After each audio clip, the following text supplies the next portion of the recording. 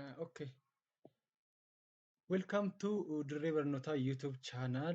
First of all, let introduce myself. My name is Nawal Tasfaye. I am from Finfinnee University.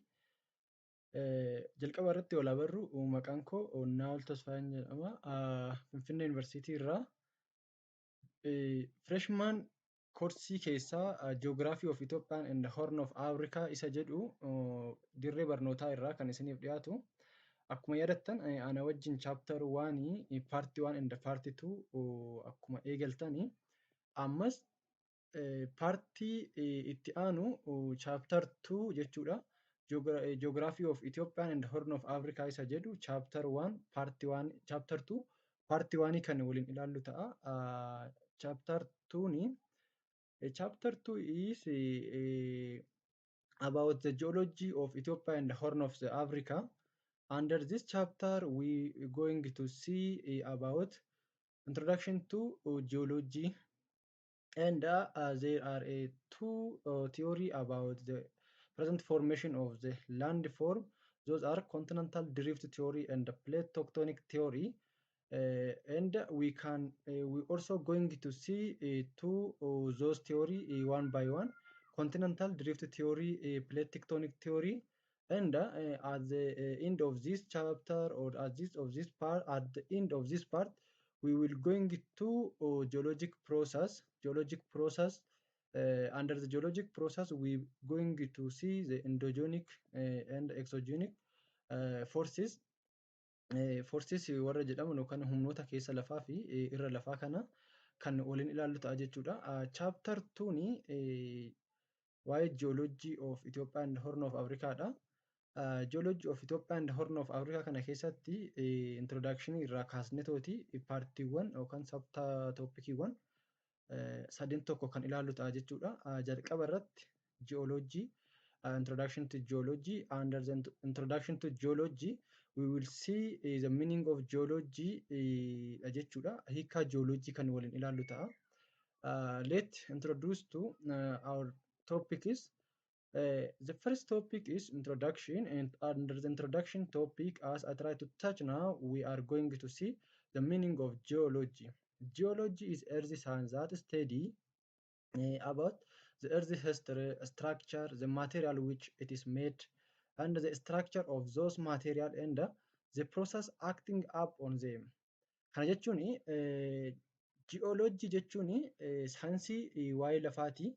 It is earth science ta'ee saayinsii waa'ee lafaa ta'ee kan akkaataa uumamuu lafaa, lafti yoom akka uumamte, akkasumas structurii lafaa kanarra darbetooti material of which it made up, akkasumas lafti maalirraa kan ishiin uumamte, qabiyyeewwan lafaa maalidha inni, akkasumas structureonni lafaa maal fa'aadha, mental crest waan jenne sana tokkoon tokkoon kan qoratu earth scienceedha jechuudha. Earth sciencein kun geologyidha.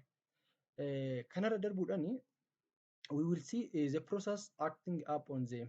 Geology kan qoratu dacheen har'a tuni maalidha ishiin kan asiin akka ishiin boca ammaa kana qabaattu kan ishii taasise. Present future or present land forming kun akkamitti akka inni uumame aktiiwwan irratti ta'an, taatiiwwan irratti ta'an kan qoratu geologyidha jechuudha. To sum up or to come or generalize the meaning of geology, it is a study of how earth structure, process, and organism have changed over the time. Walumaa gaafa nuti generalize yookaan immoo summarize goonetooti ilaallu geology jechuun qorannoo lafaati.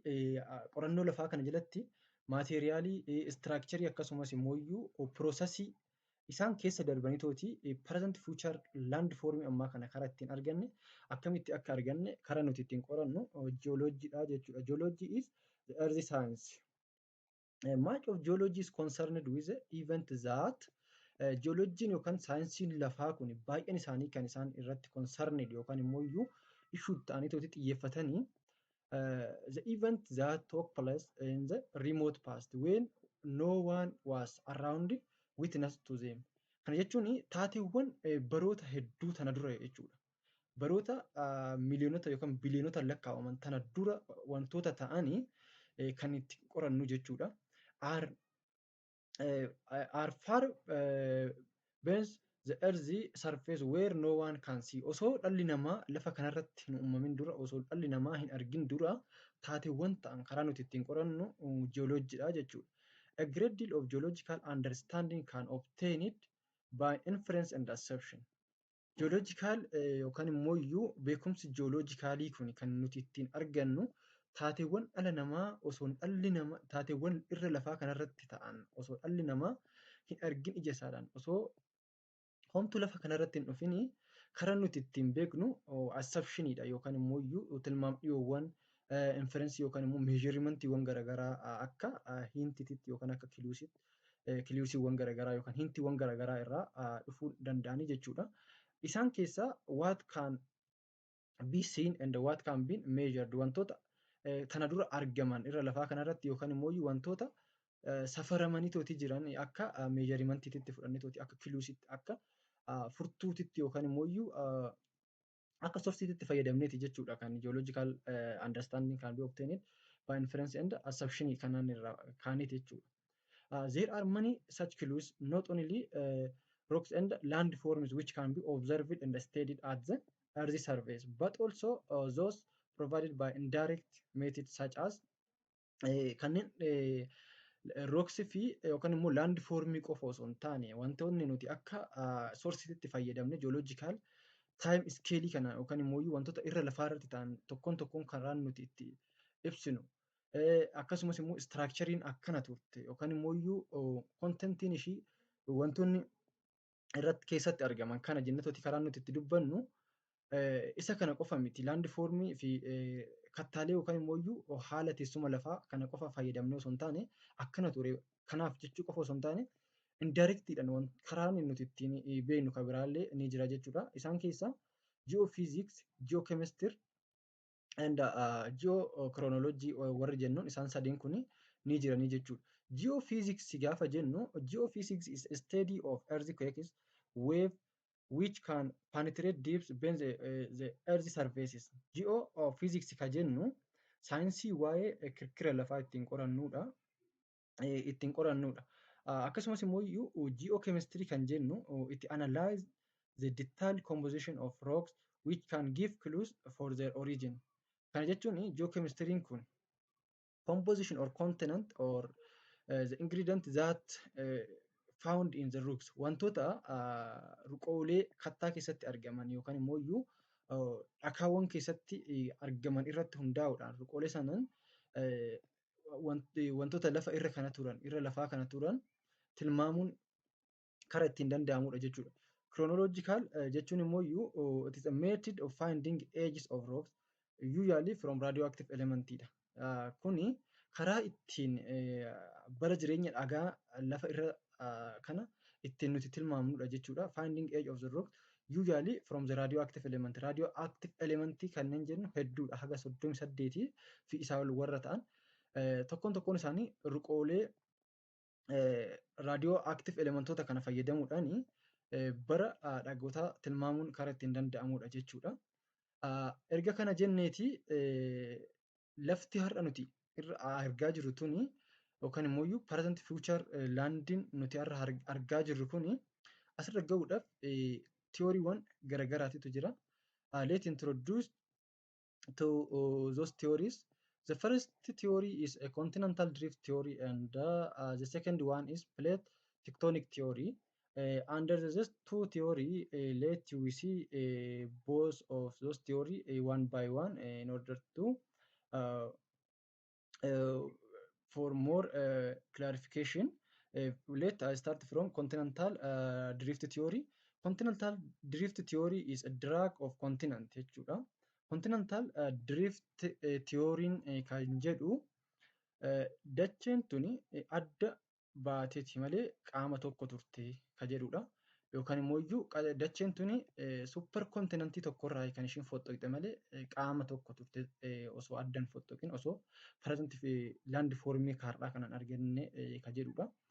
About 400 years ago, explorers were navigate the ocean and examine the coastline.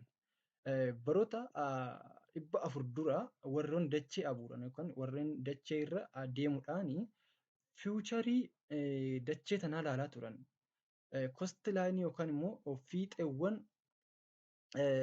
lageenii yookaan fiixeewwan aardii irra deemuudhaan kan isaan qorachaa turanii jechuudha. Fiixeewwan aardii hedduu yommuu ilaalanii ardiiwwan lama wal bira qabanii yoggaa ilaalan fiixeewwan ardiiwwan kanaa waan adda bahanii jiran waan osoo walitti fidneeti ardii yookaan immoo iyyuu qaama tokko argannu akkasitti kan isaan yaadaa turanii. Those explorers brought back information for the map maker to create readable maps. Jarreen kun warreen dacheerra naanna'aa turan kun yookaan immoo iyyuu warreen addunyaarra deemaa turan kun informationii isaan achitti argan sana future of land sana yookaan coast line sana fidanii raawwatanitti warra maappii meekariitti yookaan immoo iyyuu warreen kaartaa produce godhan irratti fidanii kennaniif. From the explorer in 1620 Farankis Baakon namichi jedhamu wantoota kanaa gadi akka evidensii teechisee ture jedha. He noticed that shapes of the same continent looked as if could fit together. Osoo kan walitti deebisnu ta'eeti bocniiwwan ardilee hedduu osoo kan walitti deebisnu ta'eeti kan walitti galanidha jedheeti kan inni dubbatu jechuudha. He proposed that they once fit together but he didn't have a way to explain it. Everyone rejected his idea.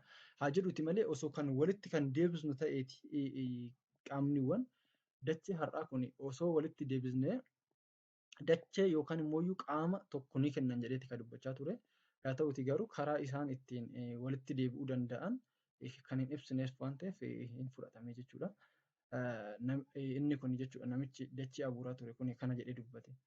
Itti aansee continental drift theory dha kan produced ta'e yookaan immoo kan dhufe. Continental drift theory kun Alfred Wengeriidhaan kan inni madde jechuudha. Continental drift theory in 1912 German meteorologist or climatologist came up with a theory that was similar to Franks Baakon namicha dachee abuuraa ture saniin theory wal fakkaatu yookaan immoo yaada wal fakkaatu qabateeti kan inni dhufedha. Akka Farankos Baakon jedhutti qaaman dachee kana osoo isaan har'aa kana kan walitti fidnu ta'eeti qaama dachee tokko nuu kennan jedheeti kan inni dubbachaa ture. Namni kun evidensii illee haa dhabuuti yookaan immoo iyyuu karaa kanaan kan walitti osoo deebisna jedheetooti wantoota ittiin yaada isaa sana cibsu dhabeetooti rijeekti ta'ulleedha malee inni kun immoo iyyuu Alfred Winger kun continental drift theory yaaduma namicha dachee abuuraa ture sanii wal fakkaatu qabateeti kan inni dhufe bara 1880 haga 1930titti. He called his theory as theory of continental drift jedheetti theory isaatiif kan inni maqaa kenne jechuudha. Akka theory kanaatitti akka theory of continental of drift theory kanaatitti all earthly land mass were joined together in the supercontinent. The supercontinent then drifted to the present day locations. Osoo qaama dachee har'aa kana osoo kan walitti fidnu ta'eeti tokkoon isaanii walitti dhufuudhaan qaama dachee tokko ni kennanidha jedheeti kan inni dubbatu. The process of movement of continent from its original position to unknown positionidha malee sochii dacheen yookaan immoo sochii kontinentootaatiin malee tokko turanii jedha. Unknown positionii turanirraa iddoo jalqaba turanirraa gara iddoo ammaa kanatti kan sosocho'an ta'eeti malee qaama tokko turan jedheeti kan inni dubbatu jechuudha. The gradual movement of the continent across the earth. Sochiiwwan suutaatiin kan gargar ba'an malee qaama tokko ture dacheen jedheeti kan inni dubbatu. He hypothesized that yookaan immoo iyyuu theory isaa kana akka kanaa gadiitti kan inni teechisu jechuudha yaadrimeewwan theory isaa. The continent had been joined together to form one supercontinent. Qaama dachee guddaa ta'e tokko ni kenna yookaan kenna jedheeti kan inni yaadu akka theory of continental drift of continental kanatti. The supercontinent broke into pieces and drift apart forming modern continent. Jalqaba akka theory of drift of continent kanatti supercontinent tokkotu ture jedhee yaada. Supercontinent suni adda baheeti moderni yookaan present tuudeen worldii yookaan immoo kontinantii kana nu kenne malee qaama tokko ture. The continent are consist motion of the earth surface. Sochiiwwan dacheetiin yookaan immoo gradual movementidhaan adda ba'an malee qaama tokkotu ture jedheeti kan inni dubbatu namichi kun jechuudha. Asirratti akkuma islaayidii irratti arginu islaayidii irratti kuni fakkii jalqaba akka drift continental theory kuni teechisutti qaamni dachee kana turte jechuudha. Super kontinantiin isa kanaadha. Osoo adda hin bahin dura akka kanaan turte jechuudha. Pirezentii garuu yeroo kanatti amma isa ammaa kana jechuudha. Haala kanattiin gradual movementiin adda ba'aa dhufte malee waan super kontinantii ture jedheeti kan inni dubbatu jechuudha. The earth can be divided into two parties. Earthiin bakkawwan gurguddoo lamatti kan ishiin baatee jedha akka super kontinantii kana jalatti continental land mass and oceanic floor. Continental land mass akka continental drift theory yookaan Alfred Wenger suggests that at the beginning of Mesozoic era, all continents of the earth were united together to form supercontinent Pangea. Pangea kana walitti Pangea ture jedha osoo aga Mesozoic eratitti and the huge ocean that surrounded it is called Pantalasa. Pantalasadha jechuudha. Pantalasa fi Pangea. Pantalasa jechuun oceanic floor'dha. Kanaan qaamman bishaanidhaan marsanii warra argaman Pantalasaa fi laandii Pangea kanadha kan turanii jedha. Pangea is broken into small pieces under the influence of some forces. Pangean kuni humnawwan yookaan immoo taateewwan garagaraadhaan small pieces yookaan immoo parasantii land formii kanatti adda bahuu danda'ee jira. Among these forces that affect to split or in order to broke into some small pieces. One is tidal force and the other is pole filling force. Pole filling force is a force that generated by the movement of the earth and axis of the earth rotation jechuudha. Humnoota movement of earth fi akkasumas immoo axis of earth dhaan uumaman pole filling force akkasumas tidal force kuni Pangea kana akka inni adda bahu ta'ee jira, akka inni split ta'u godhee jedha malee kana duratti super kontinantii tokko ture jedheeti kan namoonni walii galatti teechisu jechuudha.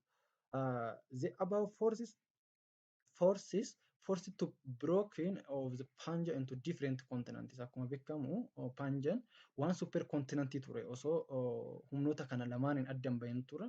Ammaan garuu Pangea is divided into different continents. In his theory, he said that not just Africa and South America were once connected, but all of the continents were once connected and have since moved apart.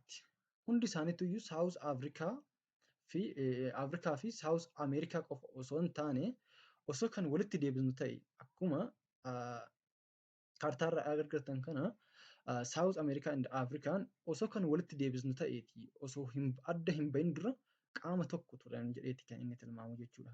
He called his giant land mass supercontinent kun Pangea jedheeti kan inni supercontinent yookaan immoo qaama dachee guddaa tokko kana Pangea jedheeti kan inni waamamu haga miliyoona 2,500 years ago jechuudha. This word Pangea means all land. All of the continents are under the one supercontinent jedhameeti kan inni tilmaamamaa ture jechuudha. Osoo Pangean kun adda hin bahin ture. Pangean jalqaba irratti kana ture osoo adda hin bahin jechuudha.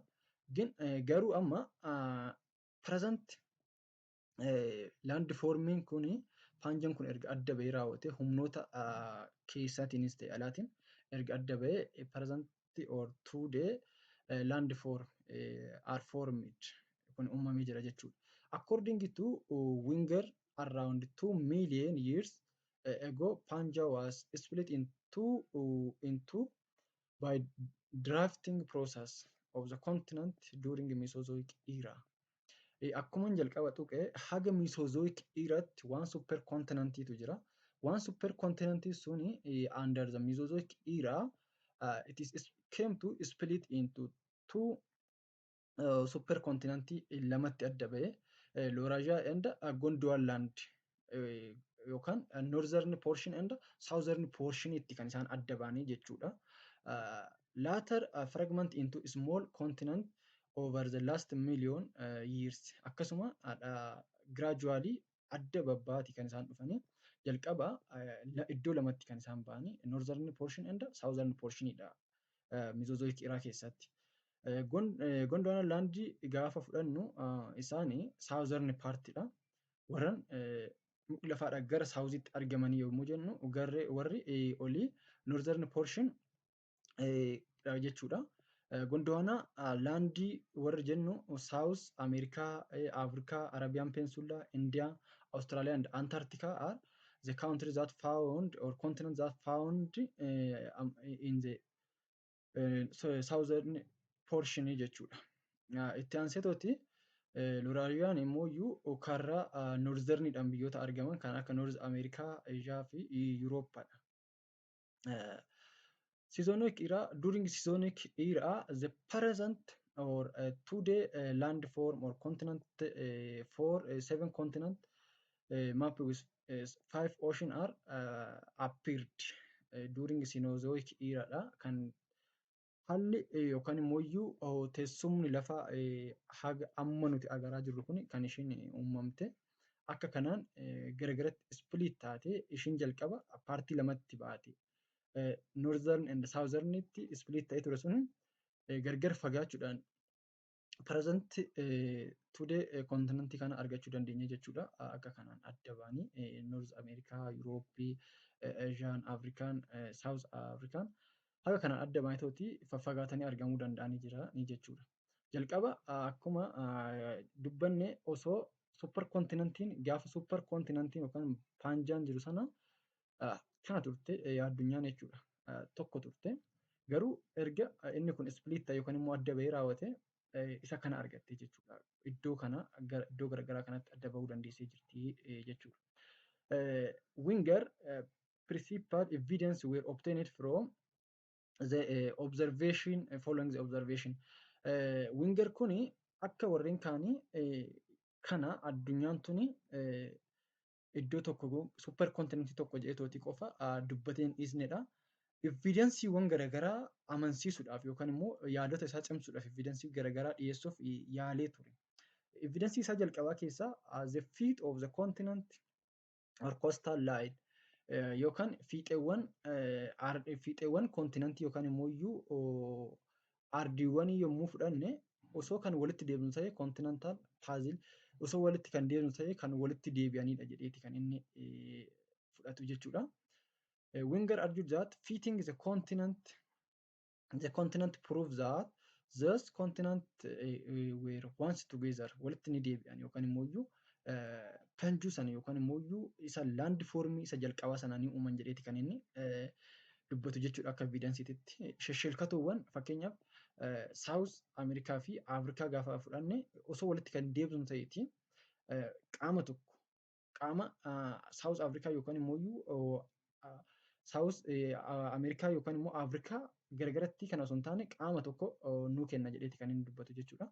The present position is outcome of the drifting of this continent once from the another. Gargar osoo ba'uu baatanii tokko turanidha jedheeti kan inni dubbatu jechuudha.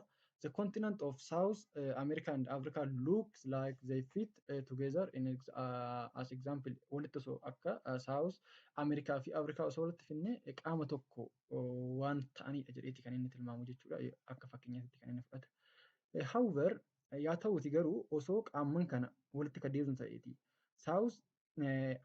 South America fi Africa osoo kan walitti finnu ta'eeti hagamillee walitti deebi'an iyyuu malee perfectly walitti deebineetoti qaama sirumaa gargar hin baane tokko arganna jechuu miti.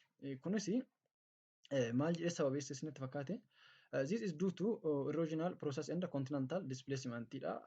Sababa haramawwan yeroo akkasumas immoo continental displacement yeroo adda bahinsa kana wantoota gidduu kanatti uumameedha malee tokko jedheeti inni kan sababeesse jechuudha. Akka sababaatti kan inni teechise jechuudha. The second reason is much of the mountain belt and the rocks type. The evidence from rock type and structural similarity. Teessuma gaarrenii akkasumas immoo structural similarity isaanii fudhateeti kan inni akka sababa lammaffaatti teechise. If the continent if the continent are reassembled as a pangea akka qaama isa supercontinent isaan osoo kan walitti deemnu ta'eeti mountain in West Africa, North America, Greenland and Western Europe match up. Osoo kan walitti deemnu ta'eeti gaarreen West Africa keessa jiran, North America keessa jiran qaama tokko kennanii yookaan immoo iddoo tokkotti dhufanii gaara tokko fakkaatanii dhaabachuudhaaf ni danda'anii jedha. Geological rocks type of the adjacent continent are found to the similar in age and the type. Each rocks in northwest Africa are found to be matching to rocks in eastern Brazil. Argamni dhagaawolee yookaan kattaawwan iddoo tokko tokkotti argamanii wal fakkaatudha. Isoo kan walitti dhufan ta'eeti argamni kattaalee yookaan haalli teessuma kattaalee suni haala maach ta'uu danda'u yookaan immoo teessuma isaanii osoo walitti kan deebiin jechuun ta'eeti akka wal qabatetti ni taa'aa jedheeti kan inni dubbatu. Itti aansee riiziniin inni akka riizinii sadaffaatitti fudhate paleontological evidence or distribution or matching of the fossil kan inni teechise. Argama yookaan hambaawwan lafeewwan bineensotaa akkasumas biqilootaa iddoo garaagaraatitti argaman baay'een isaanii wal fakkaatanii inni South America keessa jiru akkasumas inni South Africa keessa jiru akkasumas America keessa jiru wal fakkaatudha waan ta'eef adda baateeti qaamni tun adda baate malee jalqaba tokko turte jedheeti kan inni akka evidence teechisu jechuudha. Wenger now that paleontologists have found of the existence of identical fossil or remains of the plant and animal of the Paleozoic era on the widely separated landmass jedheeti kan inni teechise jechuudha. Osoo yeroo Paleozoikii gaafa nuti fudhannee ilaallu hafteewwan bineensotaa yookaan biqilootaa iddoo garaagaraa jiran kan ardiiwwan garaagaraa keessa jiran wal fakkaatudha. Kana dura qaama tokkotu ture jedheeti kan inni akka evidence teechise jechuudha.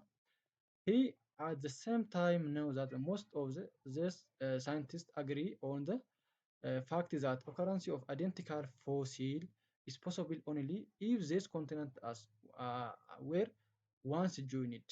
Kana kan taasise sababa isaan lafeewwan iddoo garaagaraa jiran kun kan isaan wal fakkaatan sababa kan ta'a jedheetoti inni teechise kana dura qaama tokkotu jira jedheeti. Qaama tokkotu jira malee lafeewwan iddoo garaagaraatti argaman kun wal fakkaatan jedheeti akka evidence kan inni qabate jechuudha. Fakkeenyaaf remains fossil that found in South America and found in Africa are similar wal fakkaatudha jedheeti kan inni fudhatu kanaafidha inni akka evidence teechise jechuudha. Fossil remains in South America, Antarctica, Australia iddoowwan garaagaraa keessatti kan argaman kun wal fakkaatudha. Isaan kana akka reasoniititti kan inni fudhate jechuudha. Itti aansee paleoclimatic or ancient climatic distribution records. The rock formed 2 million years ago in India, Australia, South America, Southern Africa all exhibit evidence of continental. Kana jedheeti inni kan inni fudhate dhagaan waan baroota miliyoona 2 dura uumama Indiyaa keessatti, Austraaliyaa keessatti akkasumas Ameerikaa keessatti, South Africa keessatti kan uumamanii baroota wal fakkaatoo kan walitti isaan dhiyaatanidha jedheeti. Kana qilleensa wal fakkaata bara qilleensa wal fakkaatoo keessa kan isaan uumaman jedheeti kan inni teechise akka evidensiitti jedha. Kan inni teechise. Paleoclimatic pattern shows by these rocks buffeting with continent in their present position, but if the continents are grouped together in their pre-drift position, the pattern are easily explained. Osoo kan walitti deemnu ta'eeti paleoclimatic patternii dhakaalee yookaan kattaalee kannaan osoo kan walitti deemnu ta'eeti haala yookaan patternii isa jalqabaa sana I mean that isa panjua sana osoo kan walitti deebisnedha tokkodha jedheeti kan inni fudhate. Yaa ta'u garuu haala kanaan hunda isaa dhiyeessullee yookaan immoo reasoning godhullee reasonota gurguddoo kaasullee Wenger hypothesis isaa rejected ta'ee jira. yookaan immoo theory inni dhiyeesse fudhatama hin arganne jechuudha. Rejecting the hypothesis. The evidence for the theory continental drift was considered debated for a year. Hedduu erga irratti wal falmisiise booda erga mata duree falmisiisaa ta'e booda theory kun kan inni rejected ta'e. Reason for rejecting this hypothesis, Wenger was criticized failing to explain what forces would permit continent of the granite to follow through the ocean of the rocks. Maaltu adda isaan baase kan jedhu hin teessisne kanaadha akka inni wal falmisiisaa ta'e yookaan immoo akka inni fudhatamaan arganne kan godhe. He could not provide the mechanism for the movement of the continent. Karaa isaan addatti ba'anillee hin teessisne. Unfortunately, Wenger could not provide a satisfactory explanation for the force that pushed or pulled the continent isa qaama dachee kana maal akka inni adda ba'e yookaan immoo maaltu adda akka inni super kontinantii kana godhu super kontinantii kana addatti baase ibsa gahaa yookaan immoo ibsa quubsaa kan hin kennine waan ta'eef kan inni rejected ta'e. Akkuma inni continental drift theory rejected ta'een plate tectonic theory dha kan uumame. Plate tectonic theory it is a second theory. The Earth's lithosphere is made up of a number of solid pieces called plate which move in relation to each other. Akka theory kanaatitti immoo irri lafaa wantoota solid pieces ta'an yookaan immoo wantoota xixiqqoo jajjaboo ta'an kan plate jedhamu kan iddoo garaagaraadhaa walitti dhufanirraa kan isheen uumamtu jedheeti kan inni amanu jechuudha. The theory of plate tectonic is a theory that explains lithosphere is broken into several major and minor plates. Irri lafaa kun bakkawwan gurguddoo yookaan immoo xiqqoo plate kanatti kan isheen qoqqoodamtu jedheeti kan inni dubbate jechuudha. It is a theory that reveals the fact that almost all tectonic activity that affect the surface of our Earth are located along the boundary of the plate. Daangaa plate kana irratti hundi isaaniitu wantoonni tectonic force wantoonni irra lafaa kana jijjiiruu danda'an all tectonic activity taateewwan yookaan immoo gochawwan irra lafaa jijjiiruu danda'an hundi isaanii kan argaman along the boundary of each plate jedheeti kan dubbatu. The theory that proposed the Earth's lithosphere consists of the individual plate that interact in the various ways producing earthquake, volcano, mountain and crest itself. Theory'n kun akka inni jedhutti litosferiin yookaan irri lafaa kun wantoota akka isaan inni irri lafaa kun dhufan ta'aniidhaan kan inni dhufe kan akka earthquake kirkira lafaa volkaanoo humna keessa lafaa dhabu mountain akkasumas crest itself keessa lafaa mataa isaa qabateeti kan irra lafaa mataa isaa qabateeti kan inni hypothesize godhee yookaan theorize godheetu inni jiru jechuudha. A theory that state Earth's grid outer shell is broken into plates made up of the crust and the upper mantle, also known as lithosphere. Inni gubbaan lafaa kanarra jechuudha. Gubbaa lafaa kanarra upper mantle akka inni uumamullee ka godhe plateewwan yookaan immoo walitti dhufiinsa piece of solid thing dha jedheeti kan inni dubbatu. Generally, plate theory is explain how, why, where cracking of the folding mechanism earthquake are occurred and why they occurred kan jedhudha kan inni dubbatu jechuudha. Fakkeenyaaf amma taateewwan irra lafaa yookaan addunyaa ammaa kana uumani taateewwan gurguddoon kan akka folding, mountain, building, an akka volcanismiin kunneen addunyaan ammaa tuni tokkoon tokkoon ardilee jirtu boca mataa ishee akka qabaattu kan taasisa jedheeti kan inni dubbatu jechuudha.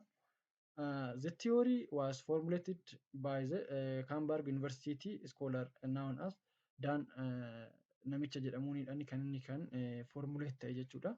He developed the theory by uniting two theory.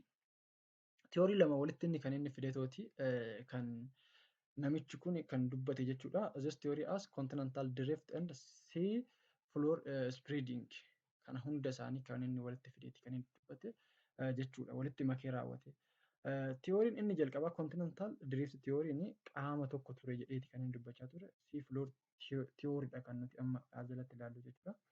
Sea floor spreading is hypothesis that suggests sea floor along mid ocean ridge system move way by convection current below the lithosphere due to the tensional movement along the mid ocean ridge jedha. Akka sea floor spreading theory kun teechisutti yookaan immoo iyyuu lafa kaa'utti sochii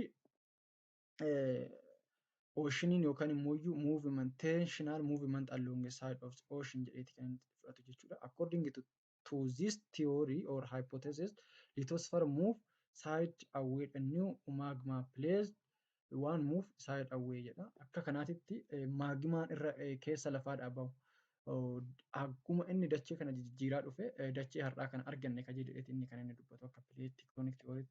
When we compare plate tectonic theory and the continental drift theory, we can differ them by in many ways. Among them, plate tectonic theory say a plate tectonic theory is geology that describe the future and the movement of Earth's surface in the present and in the past. Akka plate tectonic theory kanaatitti kan nuti geology describe goonu yookaan immoo ibsinu future movement of Earth in the present and past. Maal irratti hundoofneeti? Waa'ee keessa lafaa yookaan irra lafaa wantoota jijjiiran irratti kan nuti hundoofnatti plate tectonic kana dubbannu. Gaafa continental drift theory gaafa ilaallu continental drift theory is a geology that describe drifting the earth continent on the ocean bed. Ocean bed isa jennu karaa jalqabumaayyuu gaafa dubbadhu super continentii kana iddoo lamatti baasnee super continental drift theory keessatti those are ocean and panjutti kan nuti baasne yookaan immoo iyyuu qaamawwan gurguddoo lamaan sanitti kan nuti baasne jechuudha. Asirratti gaafa plateidhaan ilaallu Earth's lithosphere is composed of different plates and they begin to move along a side.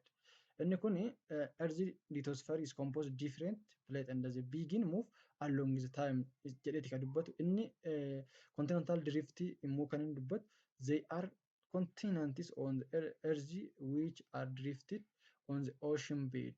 Qarqara galaanotaatti irratti qaama wal fakkaatuun yookaan immoo sheshelkatootu jira jedha. Kun immoo iyyuu lithospherein jiru kuni composed different plate and they begin to move along the side. Taateewwan keessa lafaa hedduudhaan jijjiiramaa dhufanidha jedha. Itti aansee dhumarratti kan nuti ilaallu geologic process. Now we are going to see geologic process. Geologic process is a process that we are going to see the present landform or the present continent isa jedhudha. Geologic process jechuun taateewwan irra lafaa kana jijjiiruudhaan haga amma nuti taatee lafaa irra lafaawwan ammaa kan arguu dandeenyutti irri lafaa kun maalidhaan jijjiiramaa maaltu irratti ta'a as ga'e kan nuti jennudha. Geological process jenneeti kan nuti ilaallu. Geological process are divided into those are endogenic process and exogenic process. Endogenic process is a process that occur from internal land and the exogenic is the forces that occur on Earth's surface. Jechuudhaan dubbachuu dandeenya jechuudha.